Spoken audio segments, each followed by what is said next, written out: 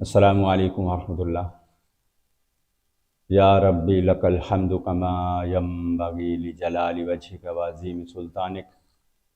सुब्हानल्लाहि व बिहम्दिही अदद खल्किही व रिदा नफ्सिही व ज़िनत अर्शिही व मिदाद कलिमातिही।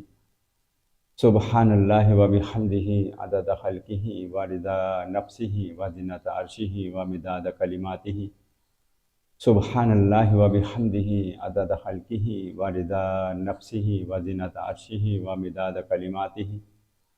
अल्लाहुम्मा सल्लि अला मुहम्मदिन व अला आलि मुहम्मद कमा सल्लैता अला इब्राहीम व अला आलि इब्राहीम इन्नका हमीदुम मजीद। अल्लाहुम्मा बारिक अला मुहम्मदिन व अला आलि मुहम्मद कमा बारकता अला इब्राहीम व अला आलि इब्राहीम इन्नका हमीदुम मजीद। या अल्लाह, हमारे सगीरा कबीरा गुनाह, उनकी हर किस्म और ज़र्रा ज़र्रा माफ़ कर दे, उनको नेकियों में तब्दील फरमा दे। या अल्लाह, हमारे मरते दम तक होने वाले सगीरा कबीरा गुनाह, उनकी हर किस्म और ज़र्रा ज़र्रा भी माफ़ कर दे, उनको नेकियों में तब्दील फरमा दे। एक मरतबा मेरे पास एक नौजवान को लेकर आए। बहुत उसकी हालत ख़राब। उन्होंने बताया कि पहले एक बुज़ुर्ग से इलाज हो रहा था, लेकिन उनका इंतकाल हो गया। उनसे पहले तो हम कई जगह पर गए, ये मामला नहीं ठीक हो रहा था। अच्छा, फिर उन्होंने बताया कि हमारे साथ हुआ क्या था। वो बंदा बताने लगा, कहता है एक मरतबा रात के 2-2:30 बजे हमारे घर में हमारे बहनोई आए हुए थे।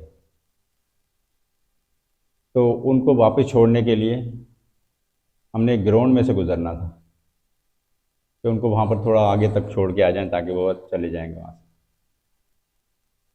अच्छा, जब उस ग्राउंड में से हम गुज़र रहे थे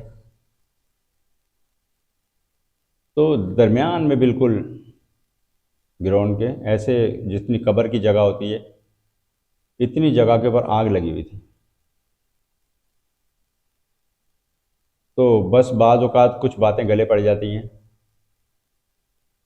वो लड़का कहने लगा कि उसके पास से गुज़रते हुए मेरे मुंह से ऐसे ही निकल गया कि ऐसे लग रहा है जैसे किसी की चिता जल रही है। अब ये डायलॉग सुन सुन के लोग अक्सर बोल देते हैं, लेकिन उसको क्या पता था क्या होने वाला है। ये बोल के वो आगे चले गए।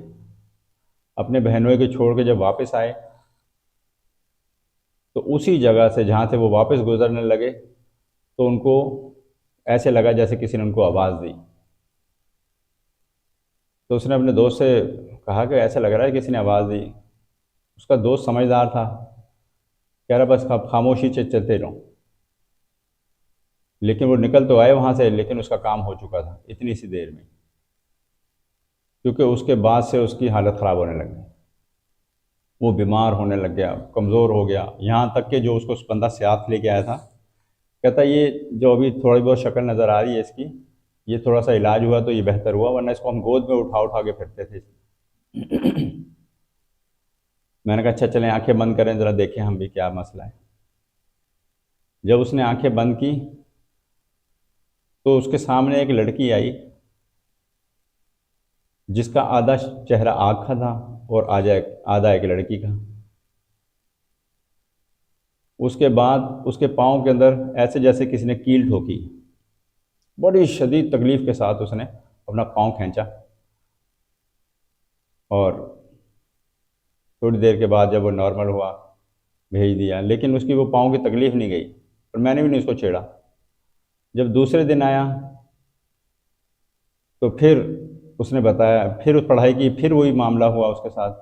फिर उसके कील ऐसे ही पाँव में गाड़ी गई, लेकिन वो मैंने ऐसे ही अल्लाह का कलाम पढ़ते हुए हाथ से पकड़ के निकाल दी, तो वो बंदा सुकून में आ गया। मैंने कहा कल मैंने इसीलिए नहीं निकाली थी कि आपको बताया, कह रहा रात के 2 बजे तक तकलीफ़ रही मुझे। तो ये मैं बहुत तेज़ी से शॉर्टकट सुना रहा होता हूँ क्योंकि टाइम कम होता है। बस बताने का मकसद ये होता है कि आपको पता चले कि कहाँ कहाँ कैसे कैसे ये मामलात हो जाते हैं, एहतियात करनी चाहिए। क्योंकि एहतियात पहले है, बाद में इलाज तो होते रहते हैं, कभी कोई कुछ बताएगा कोई कुछ बताएगा, लेकिन पहले आप ये इन चीज़ों से बचना तो सीख जाएं। फिर उसके बाद जब मामला 2-3 दिन के बाद उसको फिर ऐसे लगा जैसे कोई चीज़ भाग रही है, वही चीज़ भाग रही है, वो भी उसके पीछे पीछे।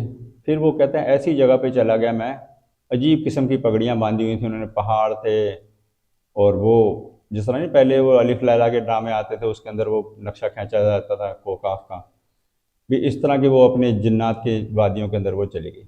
उसके बाद वो लड़का सुकून में आ गया, वरना उसका इलाज करा करा के वो थके हुए थे।